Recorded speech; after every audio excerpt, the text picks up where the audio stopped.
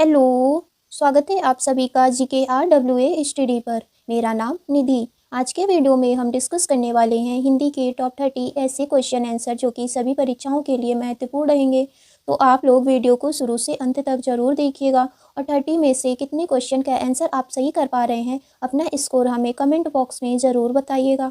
तो चलिए अब हम शुरू करते हैं फर्स्ट क्वेश्चन से। मेवाती कहाँ की बोली है? बताइए क्वेश्चन नंबर 1 का राइट आंसर क्या होगा। ऑप्शन डी इसका राइट आंसर है। मेवाती हरियाणा और राजस्थान के मेवात क्षेत्र में बोली जाने वाली एक सामान्य बोली है। तो ध्यान दीजिएगा, ऑप्शन डी इसका राइट आंसर होगा। दूसरा विश्व हिंदी सम्मेलन 1976 में कहाँ हुआ था? ऑप्शन ए इसका राइट आंसर है। दूसरा विश्व हिंदी सम्मेलन 1976 में पोर्ट लुई यानी कि मॉरिशस में हुआ था।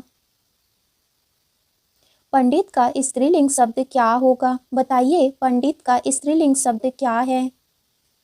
पंडिताइन।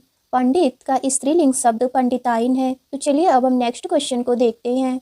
मुगल का स्त्रीलिंग क्या होगा? बताइए मुगल का स्त्रीलिंग शब्द क्या है? मुगलानी। मुगल का स्त्रीलिंग शब्द मुगलानी है।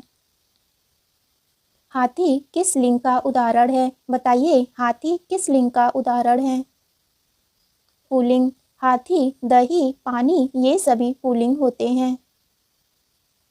प्राण किस वचन का उदाहरण है? बताइए प्राण किस वचन का उदाहरण है? बहुवचन का। प्राण, हस्ताक्षर, आंसू, होश ये सभी प्रायः बहुवचन में आते हैं। सोना किस वचन का उदाहरण है? बताइए सोना कौन सा वचन है? एक वचन। सोना एक द्रव्यवाचक संज्ञा है जिसे गिना नहीं जा सकता बल्कि इसे मापा या तौला जाता है, इसीलिए सोना हमेशा एक वचन में होता है। निम्न में से कौन सा शब्द जातिवाचक संज्ञा है? बताइए इनमें से कौन सा ऐसा शब्द है जो कि जातिवाचक संज्ञा है? पर्वत। पर्वत जातिवाचक संज्ञा है। जिस शब्द से किसी प्राणी या वस्तु की पूरी जाति का पता चले उसे जातिवाचक संज्ञा कहते हैं। वह घर से बाहर गया इस वाक्य में से कौन सा कारक है? अपादान कारक। वह घर से बाहर गया इस वाक्य में से अपादान कारक है क्योंकि यहाँ पर अलग होने का भाव प्रकट हो रहा है, इसीलिए यहाँ पर अपादान कारक होगा। मैं कलम से लिखता हूँ इस वाक्य में से कौन सा कारक है? करण कारक। मैं कलम से लिखता हूँ इस वाक्य में से करण कारक है। जिसके द्वारा कर्ता काम करे वहाँ पर करण कारक होता है, जैसे मैं कलम से लिखता हूँ। निम्न में से कौन यौगिक शब्द है? बताइए इनमें से ऐसा कौन सा शब्द है जो कि यौगिक शब्द है? विद्यालय। विद्यालय यौगिक शब्द है। जो शब्द दो या दो से अधिक शब्दों से मिलकर बने उन्हें यौगिक शब्द कहते हैं, जैसे कि विद्यालय। नीचे दिए गए विकल्पों में से तत्सम शब्द का चयन कीजिए। बताइए इनमें से कौन सा शब्द तत्सम शब्द है? आमलक। आमलक यह तत्सम शब्द है, इसका तद्भव होगा आंवला। नीचे दिए गए विकल्पों में से तद्भव शब्द का चयन कीजिए। बताइए इनमें से कौन सा ऐसा शब्द है जो कि तद्भव है? मुंह। मुंह यह तद्भव शब्द है, इसका तत्सम होगा मुख। अभ्युदय शब्द में कौन सी संधि है? बताइए अभ्युदय शब्द में कौन सी संधि होगी?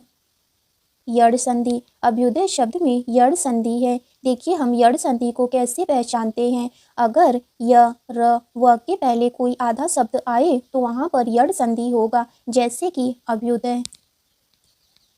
संधि के कितने भेद होते हैं? बताइए संधि कितने प्रकार के होते हैं? 3 प्रकार के। संधि 3 प्रकार के होते हैं, स्वर संधि, व्यंजन संधि और तीसरा है विसर्ग संधि। स्वर संधि के कितने भेद होते हैं? बताइए स्वर संधि के कुल कितने भेद हैं? 5। स्वर संधि के कुल 5 भेद हैं। दीर्घ स्वर संधि, गुण स्वर संधि, वृद्धि स्वर संधि, यड़ स्वर संधि और 5वां है अयादि स्वर संधि। दिए हुए शब्दों में से भिन्न अर्थ वाला शब्द कौन सा है? बताइए इनमें से ऐसा कौन सा शब्द है जिसका अर्थ भिन्न है? दिन यह भिन्न अर्थ वाला शब्द है उषा, प्रभात, सवेरा, इन तीनों का अर्थ सेम है। आडंबर का समानार्थी शब्द क्या है? बताइए, आडंबर का समानार्थी शब्द क्या होगा?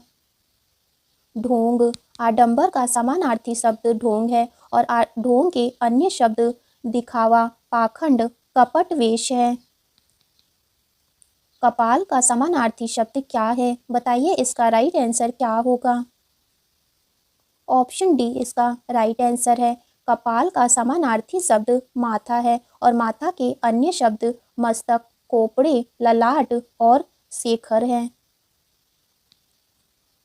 भारतीय संविधान के किस अनुच्छेद में राज्य भाषा संबंधित प्रावधानों का उल्लेख है? ऑप्शन ए इसका राइट आंसर होगा। भारतीय संविधान में 343 से 351 तक राज्य भाषा संबंधी प्रावधानों का उल्लेख है। निम्न में से कौन भाववाचक संज्ञा है? बताइए, इनमें से कौन सा भाववाचक संज्ञा है? शत्रुता।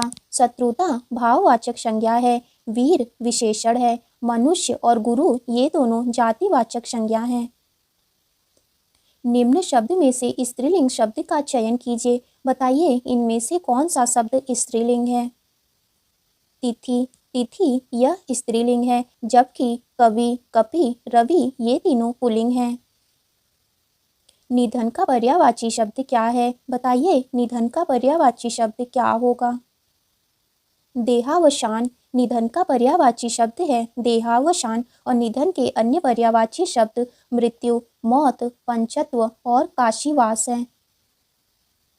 आम का पर्यायवाची शब्द नहीं है। बताइए, इनमें से कौन सा आम का पर्यायवाची शब्द नहीं है? पिक। पिक आम का पर्यायवाची शब्द नहीं है। पिक का अर्थ है कोयल, जबकि अमृतफल, आम्र, रसाल ये तीनों आम के पर्यायवाची शब्द हैं। जो कानून के अनुकूल न हो उसके लिए एक शब्द क्या है? अवैध। जो कानून के अनुकूल न हो इसके लिए एक शब्द अवैध है। पुत्र की हरकतों से तंग आकर पिता ने उसे डैश रिक्त स्थान के लिए उपयुक्त मुहावरे का चयन कीजिए। ऑप्शन सी इसका राइट आंसर होगा। पुत्र की हरकतों से तंग आकर पिता ने उसे तिलांजलि दे दी। घर बसाना का क्या अर्थ है? बताइए, इसका राइट आंसर क्या होगा? विवाह करना। घर बसाना इसका अर्थ है विवाह करना। चेहरे की हवाइयाँ उड़ना इसका क्या अर्थ है? बताइए, चेहरे की हवाइयाँ उड़ना इसका क्या अर्थ होगा? घबराना। चेहरे की हवाइयाँ उड़ना इसका अर्थ है डर जाना या तो घबराना। कोई भी छंद किसमें विभक्त रहता है? बताइए, इसका राइट आंसर क्या होगा? चरणों में और यति में, यानी कि ऑप्शन सी इसका राइट आंसर होगा। कोई भी छंद चरण और यति दोनों में विभाजित होता है।